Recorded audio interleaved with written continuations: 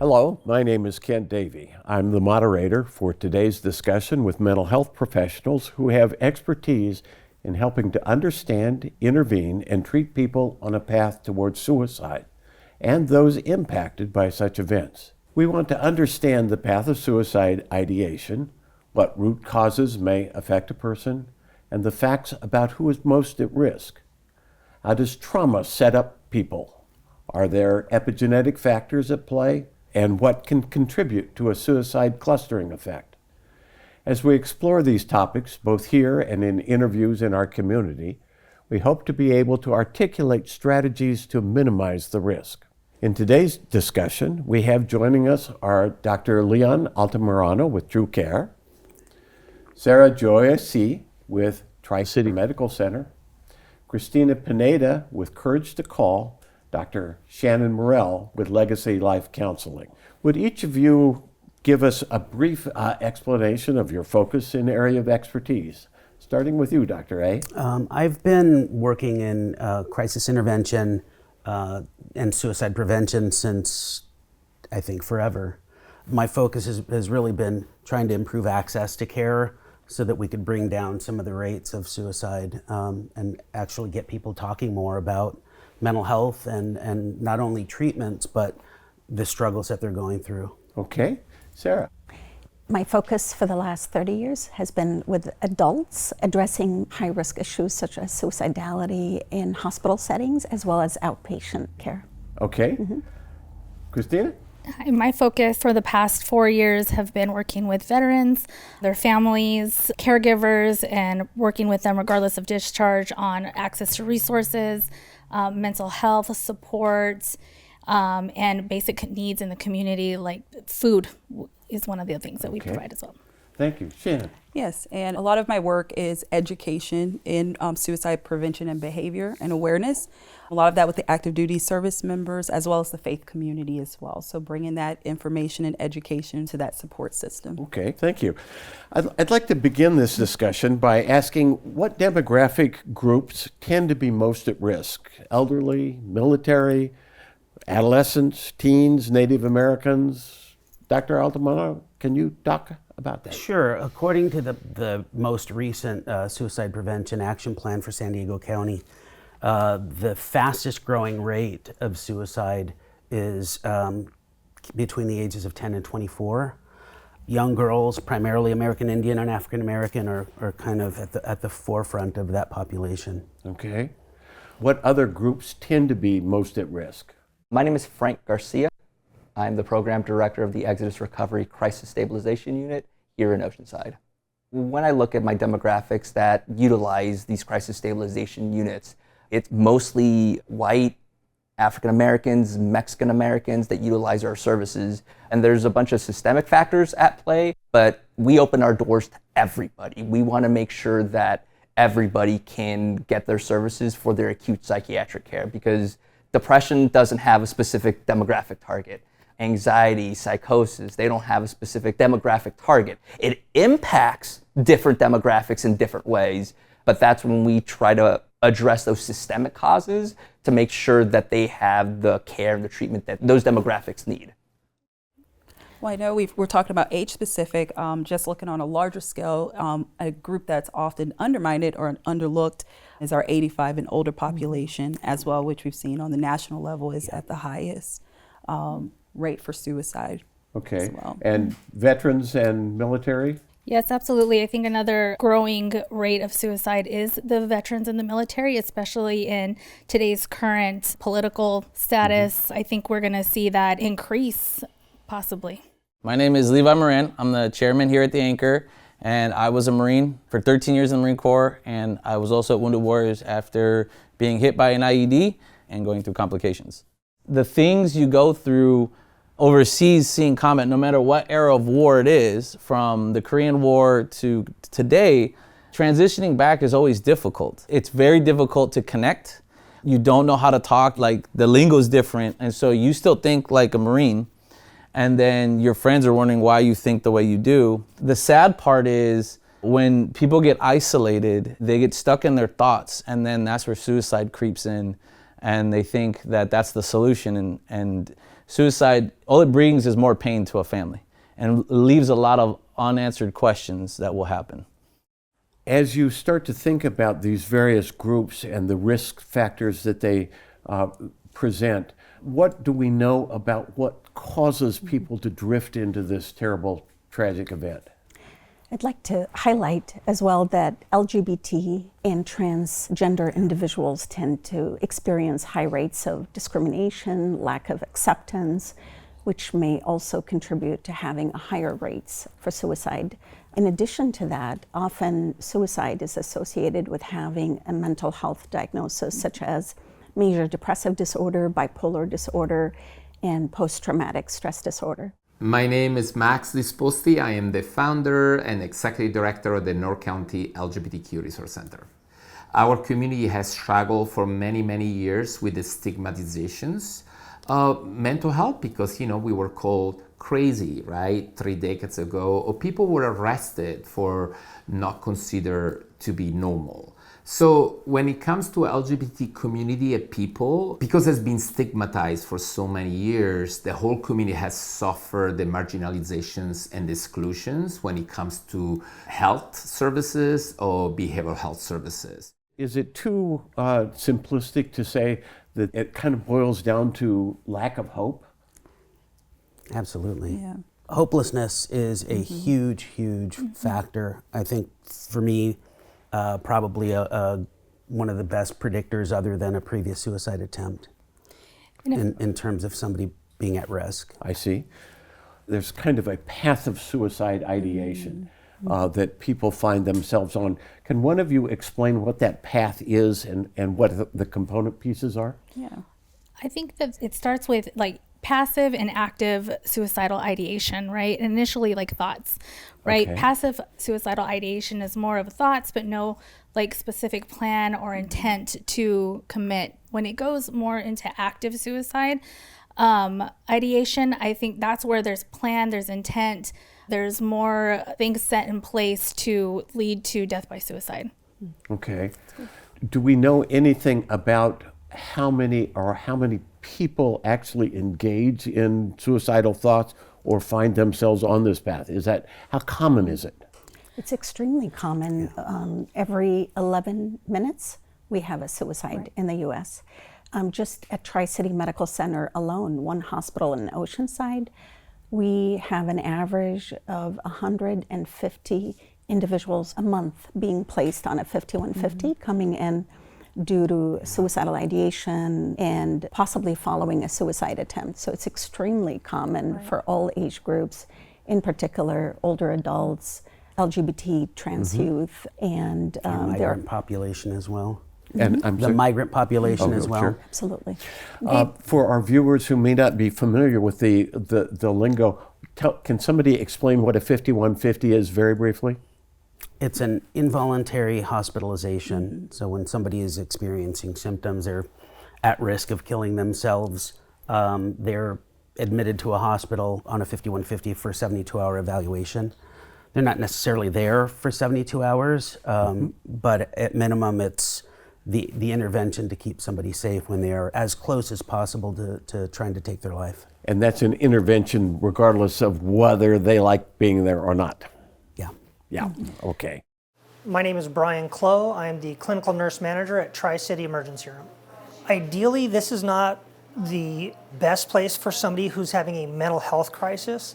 Police or family bring their family members in because they don't know where else to go. So we come in, we will evaluate them medically to ensure there's no medical emergency, there's no chemical imbalances, they're not under the influence of anything, and then have those mental health workers work with that individual and the family to get them placed to the in-house behavioral health unit or an outpatient crisis stabilization unit, or even setting up with outpatient therapy to them. Ideally, it's never to come to the emergency room for a mental health issue, but we are a starting point for quite a bit of the community who comes in, because often they're in crisis, so they come to the emergency room for that. Are there differences across the country between groups at risk? For instance, is Oceanside, which is what we're principally concerned with here, is it different than, say, Denver, Colorado, New York City, or Selma, Alabama? Are there differences? Well, you have to look at demographics as well, and then also what's the number. So we look at ratios in a sense. So I know I was looking at some data just recently for San Diego County, and the most recent that we have collected, I do believe, was 2023 to 2024. So there are about 398 or so deaths, approximate about that. But when you're looking at the national level, they do some comparisons. And I know you had touched on it a bit about the one, death every 11 minutes, which really speaks to about 49,000 people, a year. And that's our most recent data around 2022. So it does change depending on the population, also what's going on specifically, and the most impacted communities, like you were sharing as well. So, do economic strata of the country come into play with this? Oh, absolutely. Sure. Yeah. Explain how. I mean, it's one of the areas when we look at risk factors, it's financial strain. A family that has to constantly work, so, many hours. That's another factor. They don't meet their needs when it comes to housing or food, even childcare. So there's just this compiling of stressors. And that's what we see, that complexity with so many stressors coming in, and then not the relief of it. Because we often talk about resiliency, but I often look at when we talk about resiliency, how often do you have to keep being resilient, which means there's an adversity that continues to happen. And that's one of those factors is financial concerns. When we're talking about different demographics, our main target population is people that don't have any insurance, who have Medi-Cal, who have Medicare. That's what we're typically targeting, because people that come from that background typically are coming from a low income background. And so we want to make sure that those services are there to help those individuals out. Yeah, there's a whole grouping. We call them social determinants of health. Okay. But it's just about life being difficult. And the less resources people have, like right now, we've got so many people that are losing employment, they're losing healthcare, they're losing their communities. Every next item kind of builds this pressure, and it's hard to feel hope when you've got so much pressure on you. I think to piggyback off of everything that everybody's saying, it's also another issue is not just economic status, but also location. More rural locations, there's not, it's limited access to services. Okay. And so that's also, I think, a big reason why you would see higher rates in different areas due to not having access. And the most recent data did say that East County had the highest rate of deaths by suicide. So. Yeah. All right. I'll just mention that it's not a coincidence that it's the East County, aside from the elderly and so many fragile populations that live out there, we also have one of the highest concentrations of Native American tribes in the country, and the majority of them are East County, north to south. That leads to the question of, is there data or science that seems to indicate an epigenetic determinant to this risk? Yeah, and actually the Native American community is a prime example, sadly, of epigenetics. Generation after generation after generation of trauma, that much toxic stress chemicals in our brain, it sort of adjusts and starts to break us down, generally speaking. Right now, American Indian, Alaska Native communities in the United States lead in the top 10 leading causes of death. They have the second shortest lifespan in the Northern Hemisphere, second to Haitians. So we know that epigenetics, generation after generation after generation, we're passing stuff on to our kids. And when you talk about the chemical reaction in the brain, you're talking about like cortisol and other the stress hormones. That's right. That show up. And it's event after event, the levels start to rise, and then they stay in our brain longer. So it's cumulative, in essence. Yeah. So how does trauma then affect particularly military people and veterans? Well, if a veteran or a service member comes in with that they're predisposed to the trauma or a mental health condition, then it's most likely when they come back from combat that they're going to come back with PTSD with the symptom of suicidal ideation. So for people who have been to combat, the transition back home is difficult. It can be anywhere from a 5 to 6 month buildup to go to a combat zone. And then returning back, sometimes you get maybe 2 weeks of classes on how to come back into society. But when a person discovers there's others like them, they can feel like, okay, I'm not crazy, I'm not losing it. There is a resource to help. It used to be that people would join the military and they would get tons of support and lots of support after the fact. Right now, we have people that are enlisting that are really trying to get away from the challenges in their communities all across the country. And I think that's been the trend for quite a while, right? I think if you look, I served in the Navy for 12 years, and in my time in the Navy, and me going into the Navy as well, I think most people who join tend to want to leave home and escape poverty or whatever else is going on in their household, whether it be, a lot of service members come from broken homes. Even before I went in, there was branches of service that were taking members to help them get out of the trouble that they were into, right? It was either go to jail or join the military. And so they're already coming into the service with behavioral issues, with traumatic backgrounds, and possibly even mental health diagnoses that haven't been diagnosed. Okay. Are there particular mental health conditions that prime people more so than others? We do know that depression is a major factor when we look at what's ailing or concerning those who may be thinking about suicide or even attempting. So we do know that that's a major component is depression as well. So Okay. I always go back and forth on it. In my mind, diagnoses aside, I just look at how difficult was somebody's life. Right. Okay. And that's where hopelessness rises. A phenomenally large percentage of people who die by suicide have a psychiatric diagnosis, but it's in the moment. It's not necessarily that they've had this diagnosis their entire life. They end up in a place where they can be diagnosed because they meet the criteria. But when we dig deeper, we're really talking about how difficult life and all of these social determinants of health that are impacting people really have this hold that people can't get rid of. Is there a contributing factor at all by virtue of drugs like SSRIs or things like that among any of these groups? I usually look at it from a biopsychosocial perspective. So looking at the person holistically within the environment. So biologically, there may be risk factors related to comorbid medical conditions, history of depression, history of bipolar disorder, substance use, which may lower inhibitions and lead to more impulsivity. So if there's a relationship breakup or a financial stressor, someone may be more likely to act on those thoughts. So biological, psychological factors related to hopelessness, helplessness, feelings of worthlessness, and social factors related to experiences related to being excluded, not accepted, like for LGBT, people who experience racism and discrimination, financial stressors, housing issues. So combined, all of those factors together can place someone at a higher risk. So it's not one factor. You can have trauma, you can experience trauma, you can have stressors combined with genetic factors can place someone at a higher risk. Okay.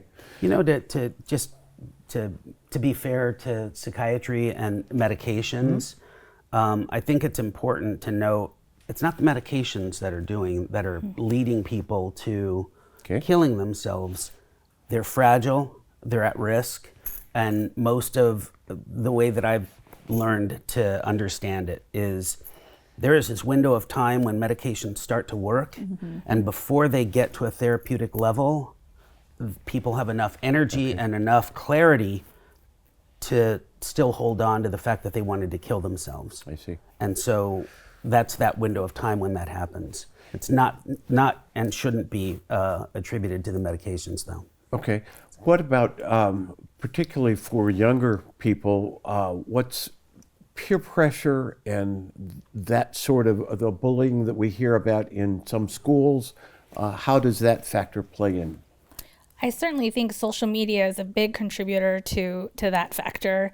Things are a lot different today now, where everything gets spread really quick through social media. And when you talk about bullying, that is also, not just in school, but through social media. And I think that also increases the possibility of suicide attempts among young kids. Okay. And I think part of that is not being able to escape it. And that's why we see the consistency of it, that whatever happens is out for everyone to see.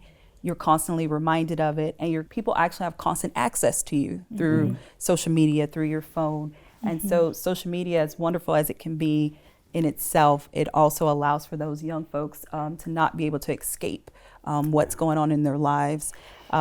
We talked about how you used to go hang out with your friends. You didn't have to worry about looking nice. You just go, you could have whatever conversation you wanted. And now there's videos of everything they're doing. They have to look a certain way. They have to dress a certain way constantly. They have to constantly monitor how they say things, because if it gets just a snippet recorded and put out there, then it changes their whole lives. And so that's a major impact for them. It used to be that kids would get bullied at school, Right. but they'd be able to go home and have some sense of recovery with their family support and whatnot. But now kids go home and Instagram and you name it, there are all of these social media platforms. The bullying continues, and the amount of targeting that happens really starts to normalize and even sometimes glorify suicide. I see.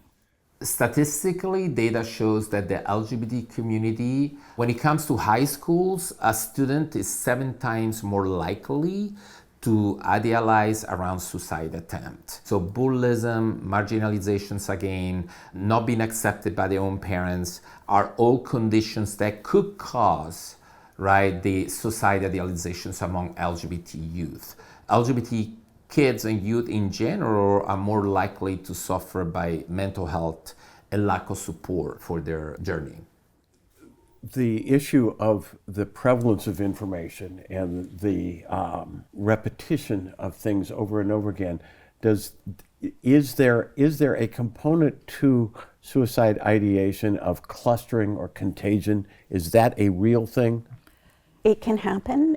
We had a celebrity death about a little over a decade ago that received a lot of media attention.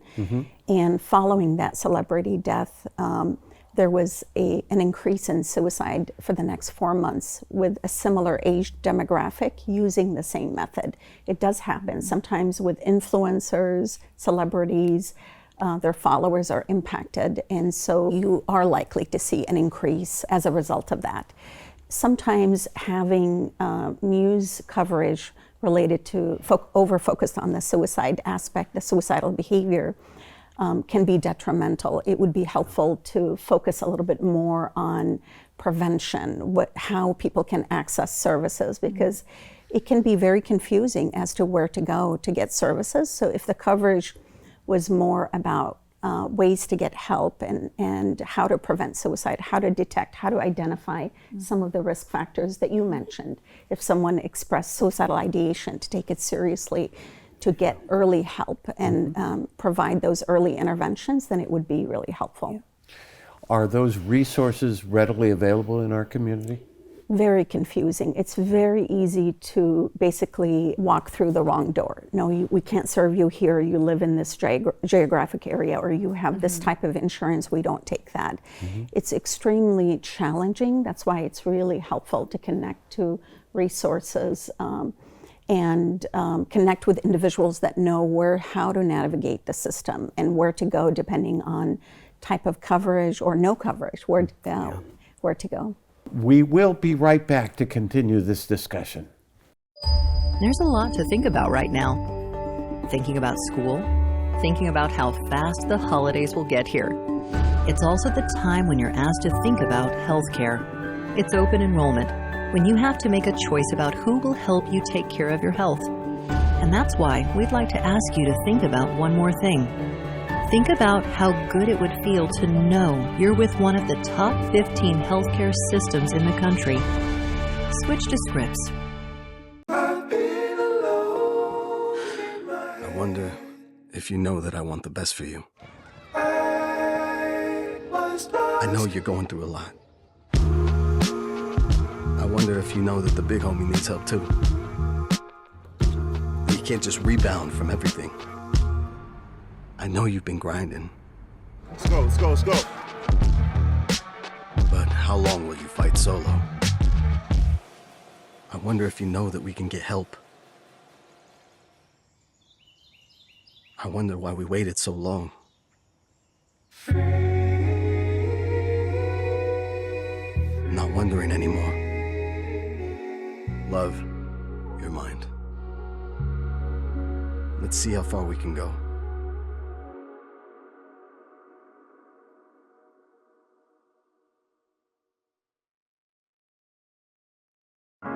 Only 1 in 3 African Americans who need mental health care receive it.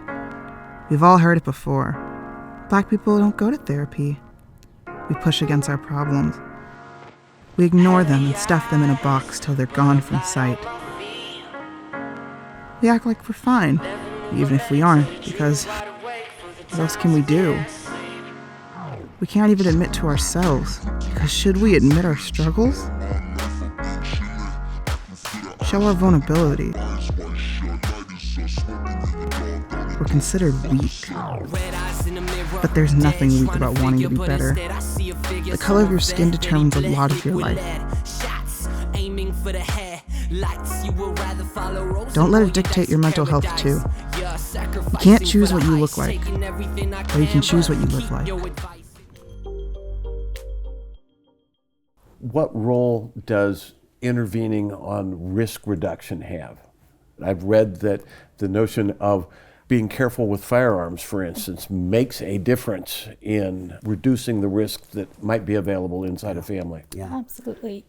So with the veterans and in the military, you go to the VA, they hand out gun locks to everybody. If they ask you, that's one of the questions that they ask you, if you have any weapons in the house. So they hand out gun locks. In our programs, when we do our assessments, we also assess for weapons in the home, access to lethal means. We safety plan around that as well. Yeah. Okay. Are there other obvious kinds of things to help reduce risk besides gun locks and...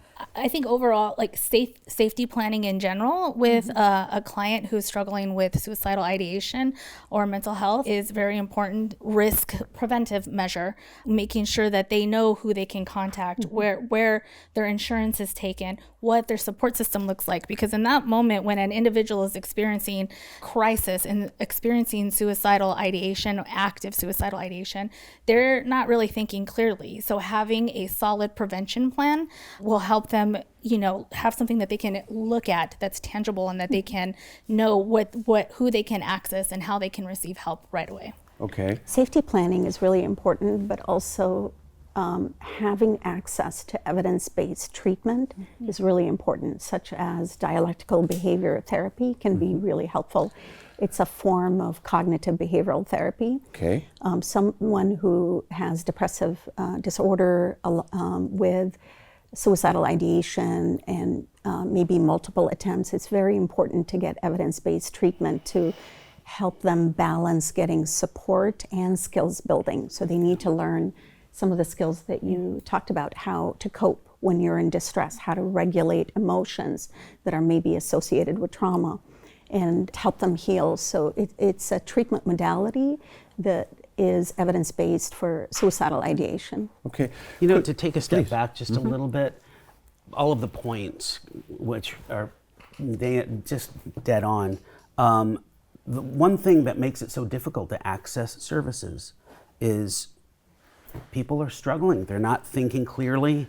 They're not thinking logically. There's impulsivity, or there is just a blank in their brain, and they don't know where to go, who to call, what to do. And so that's, I think, a big challenge that we have around the county. Luckily, North County, San Diego's really started to develop some crisis. We've got crisis stabilization units. All of the federally qualified health centers have really beefed up the mental health departments to capture those suicidal patients in primary care, which is a big population. When we talk about resources and how people end up utilizing and knowing about those resources, because when we talk about mental health awareness, it's just spreading the word. It starts out by somebody dialing the access and crisis line for their psychiatric crisis, and they get them connected to that mobile crisis team, who then gets them connected to us, who then we get them connected to all the different resources. And the hope and goal is that as we're helping those individuals, they tell those people that are close to them, their social supports, their families, their friends, hey, I utilized this service was really good. We get them connected to these other resources, and we just have to spread the word. The more we spread that word, the more we are increasing mental health awareness, and it starts there. If I'm in a family or my neighborhood of friends or something, are there tells that I ought to be aware of looking at my friends or my family to say, hey, we have a problem here? Well, it does start with paying attention to what the individual is saying. You know, are they actually talking about hopelessness like you brought up earlier? Are they talking about, you know, challenges in such a way that it's so different from their baseline or norm, and they seem like they're spiraling into the sense of isolation, disconnecting. And so I always say you pay attention to those things and start to ask the questions about what's going on with them. And I also think the messaging is important as well, not to kind of go back, but how are we messaging about suicide in itself? You know, we speak a lot about mental health, and someone sitting there who may be struggling, well, I don't have a mental health problem. I don't want to say I have a mental health problem. I don't want to get 5150 because we go all the way to the extremes. But that early intervention can really start with talking about what's going on with you, asking those questions and just paying attention to those individuals who may be doing something a little bit different. And I know we do a lot of work teaching the active duty members to ask the question, are you thinking about killing yourself? Are you thinking about taking your life? And it has actually been quite difficult, even in role play, for them to do that when we're working with them in prevention efforts as well. So if it's hard when you're practicing it, how much more difficult it is when I see my friends struggling and thinking, oh, that might be the direction they're gonna go. And I have to ask them that question. It can be really difficult for people. I think, like, to kind of piggyback off of that and talking about the active duty member and in general, right? I think there is still, from the military perspective, definitely, but I think society as a whole, there's a stigma behind mental health and suicide ideation, and whether it's active or passive, there's still a stigma, right? You think about culturally as well, and how you don't talk about mental health, you don't talk about those things. I really think that it is important to normalize that. Yeah, we think about it sometimes. People think about it sometimes. And if you can speak to someone, and I'm going to talk specifically about veterans, if you can talk to them and say, hey, you know, it's okay. It's normal when someone is deep down in the darkness and struggling. It's not uncommon for your mind to go like, man, I just really don't want to wake up tomorrow. And thinking passively, like, I just want whatever pain I'm feeling right now to end, and to normalize that. And so encouraging them to talk about it before it gets more into that active phase of suicidal ideation. Yeah, can you distinguish for me the difference between active and passive ideation? What does that mean? So passive ideation is just more of a thought, like thinking about it, no specific plans or means in place to do it, just a thought. Active is more leading into that, well, this is how I think about it. This is, you know, I have access to this. More like leaning more towards planning and like more becoming more accepting of the idea of death by suicide. Okay. It helps to look at it from my perspective on a 1 to 5 scale. 1 is just wishes. I wish I wasn't around. Okay. I wish I would just not wake up. A score of 2 would be having actual thoughts of ending your life. And a score of 3 would be actually thinking about a way to end your life. A score of 4 would be having some intent to act on those thoughts. And a score of 5 is the highest score, where we see someone who needs hospitalization or a crisis stabilization unit. Not only do they have those thoughts and they have the method, but they have intent and a plan to do it. So that would be the highest score and the highest suicide level. Yeah, I was doing some napkin math, you know, I just looking at national data and whatnot, and kind of extrapolating what that data is for the number of people that actually are thinking about it or have thought about it in the last couple of weeks. Looking at San Diego County, we have done well in maintaining low rates of suicide, but the percentage, approximately 600,000 or more folks have thought about killing themselves within the past week. So in San Diego County. So of our roughly 3 million people, 600,000, so yeah, of 20% then. It's a big percentage, but that's, as she was saying, it's common, and nobody talks about it, and so it continues to be a secret that gets swept under the rug, and people's anxiety gets up, and then they start seeking relief, and that's where substances come in, and people really get to that point where they feel like they can do it. Is there a difference in age groups? The stereotypical 1950s male doesn't talk about anything about who he is or how he feels. By the late 60s, you've got the whole hippie movement. And there's been this evolution of change. Is there a difference in the age group? Well, I think so. I mean, you guys tell me what you think, but for me, the 50s and 60s and that mindset I think that contributes a lot to why the highest rate of suicide is with elderly white men. It didn't just happen in a vacuum. Yeah. And so, we really have to pay attention to what history is doing in front of our eyes so that we can maybe use more of a public health lens to determine what we're going to need to plan for. Hi, my name's Tony Vitrano. I'm a marriage and family therapist and licensed professional clinical counselor, and I work at Tri-City Medical Center's intensive outpatient program. Especially with the older population, there probably is a lot more stigma that they personally are trying to overcome when it comes to mental health issues. And we do have an older adult program here, so there are services here that people can get and they can participate in our older adult groups.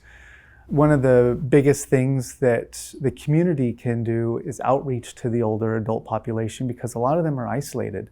So, if community centers are able to have outreach programs or older adult case management services are able to have outreach programs, that could really help people get the help that they need. If you were to pick one thing that we as a community could do that we're not currently doing, could you each address that very briefly and give me an idea? What should we do?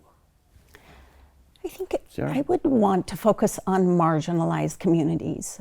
If you look at trans adults, 80% of them have had serious thoughts of suicide, and more than half have engaged in non-suicidal self-harm, and 40% had suicide attempts. I think marginalized communities, people of color, trans, LGBT, we need to be more accepting. The more we're accepting, the more we're helping reduce the suicide risk, the more we keep things in check so that we can be more supportive of all individuals in our community, the more we can reduce that risk.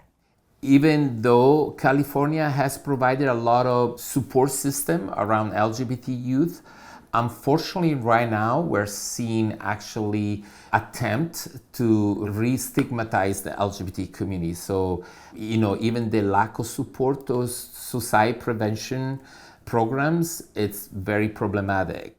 I think coming from the perspective of a program, right? I think there needs to be one, I'm still going to stay on top of, normalizing that thought. I think there is too much stigma behind it, but also community education and support, and really working with individuals who need help asking that question, to be able to say, hey, are you thinking about hurting yourself? It is a very difficult question to ask. Even someone who's been in the field for a while, it's still a very difficult question to ask. But if we can get out in the community as programs, educate the community, help normalize it. Hey, this is a part of life today, and asking our kids, teaching our parents how to ask their kids, are you thinking about hurting yourself? Asking our friends. I think that is something that really would help.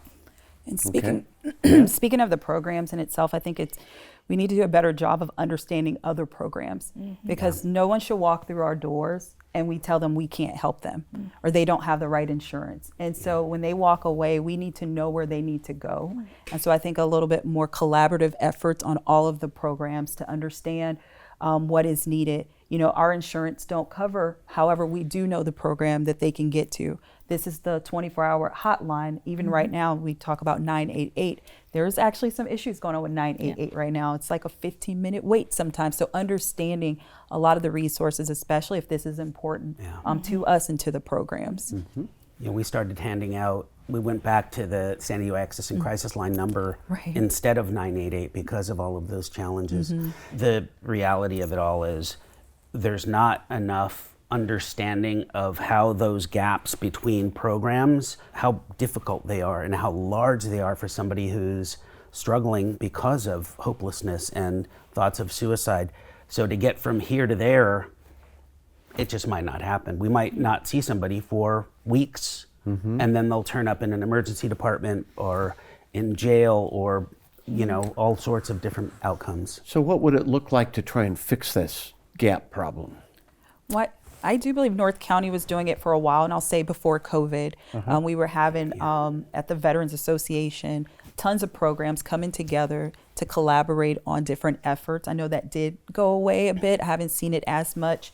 I have seen a few organizations and programs come together, but taking that on a larger scale and just us truly learning about each other's programs, what are the updates? And I think they were meeting about quarterly or so. And it even went as far as housing programs that were available, food. A lot of things were tailored and supportive of East County at the time. And I just really haven't seen that. And maybe it could be me, you know, I may not be in the awareness, but I really haven't seen that advertised as much.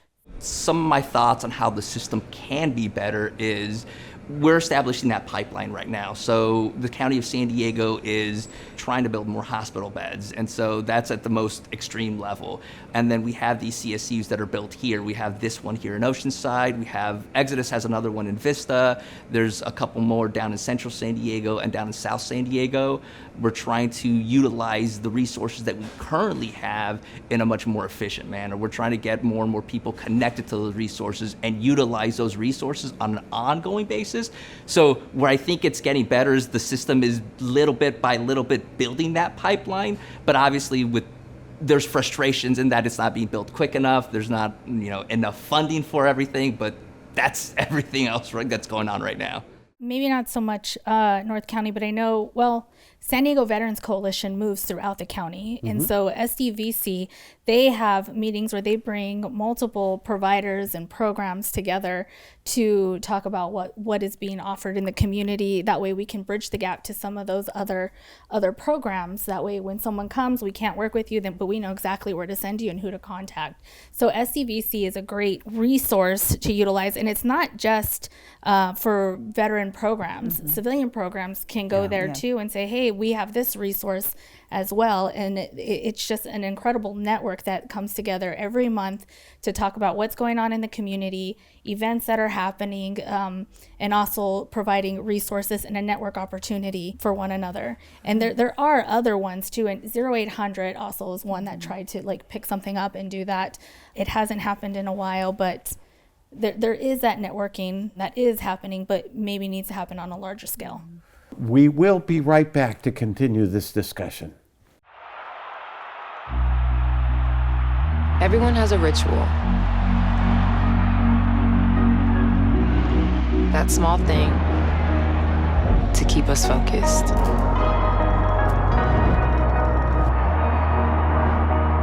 A habit we never skip to clear our minds and elevate our performance.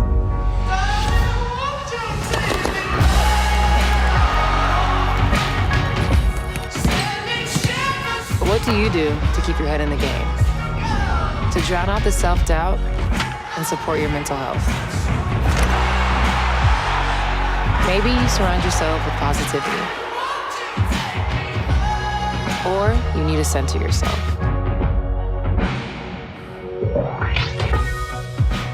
And they're not just habits. They're steps we take to lift us up and keep us going. Because being your best isn't just about taking care of your body. It's about taking care of your mind and mental health.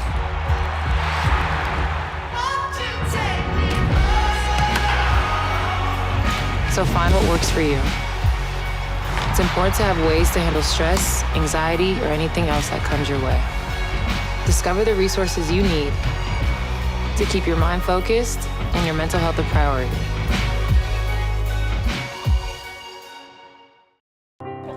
We're the Roach family. And I had a stroke and congestive heart failure. I had to learn how to walk, talk, and everything. And so with Mama's Kitchen stepping in, with him having to have heart-healthy meals, it definitely helped him and his body. And they have grilled chicken with vegetables. They always give you lots of fruit. Yeah, I mean, a lot more energy and everything. You know, I mean, Mama's Kitchen is a great place.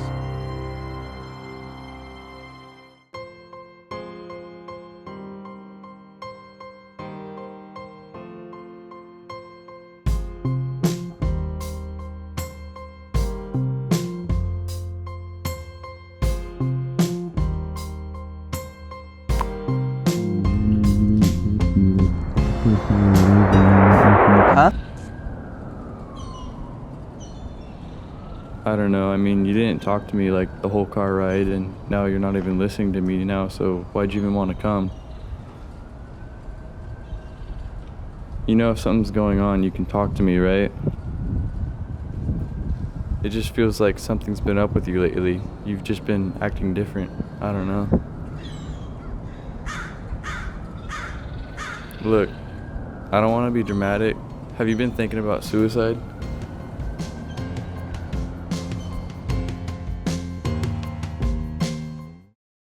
PTSD isn't something that is just going to go away on its own. Treatment works. It helps. There's no shame in treatment. Just do it.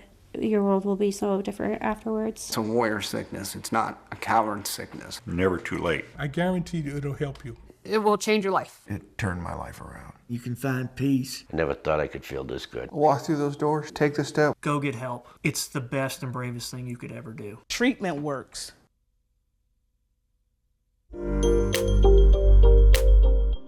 I'd like to pose kind of a money question for our viewers, because they may not have connection to a program or an institution or have a sense of what 988 is or where to call.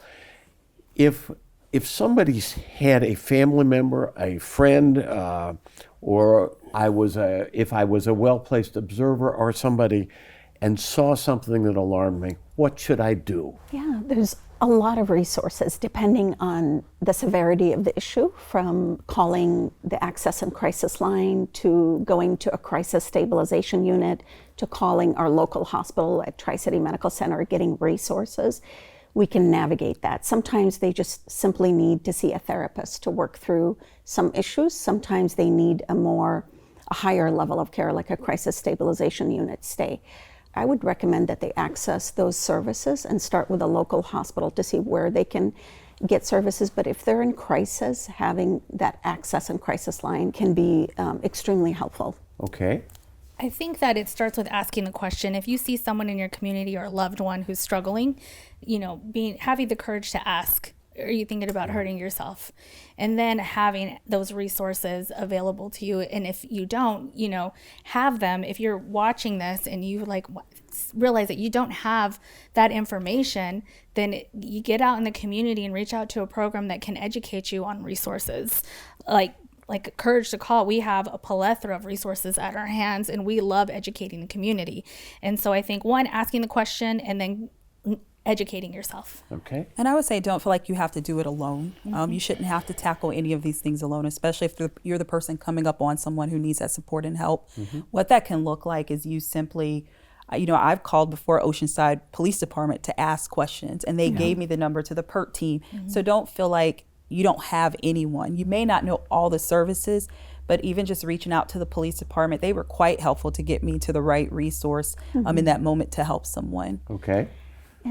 So the San Diego Suicide Prevention Council has been working to educate the community to make these conversations easier since 2012. They're a phenomenal resource.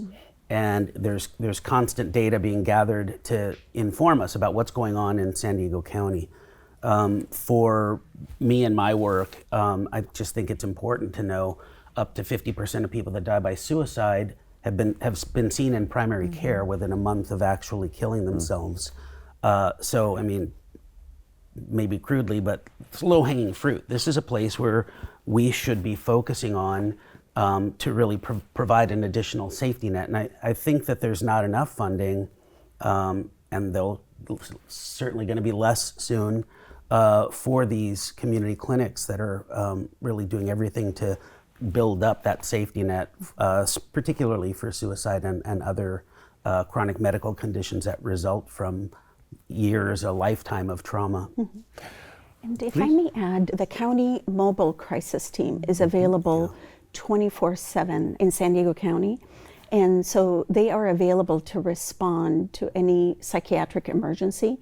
They can screen and determine what resources are needed to help that particular individuals. And the way to access the mobile crisis team is by calling that access and crisis line, or 988. Okay, so if I can summarize just what I hear you telling me, then it's one, we ought to not be afraid to talk about this as a topic with people we care about. That if we see or sense someone's in trouble, we ought to ask them, "Are you in trouble? Can is there something I can do? Are you in a difficult spot that I can do something?" And don't be afraid to pick up the phone and call the ER, call the police department, call 988, call somebody and say, "I need some help for myself or my friend or my kid or whoever." Yeah. Is that a fair summary? Absolutely. All right. As a way to wrap up this conversation, I'd like to ask each of you to give your thoughts about what we as a community ought to do going forward to try and confront and minimize this risk to save people's lives. Dr. A? That's a loaded question. I think one of the most important things we can do is close the gaps between organizations that provide crisis intervention. I also think that our system is challenged because we put a lot of the pressure on law enforcement to go out and evaluate these situations and take people to the emergency department. They may have to wait 8-12 hours in the emergency department until that patient can be taken in and they can be released to go back out on to do their job. I think that by itself is an enormous place where the county can really change things.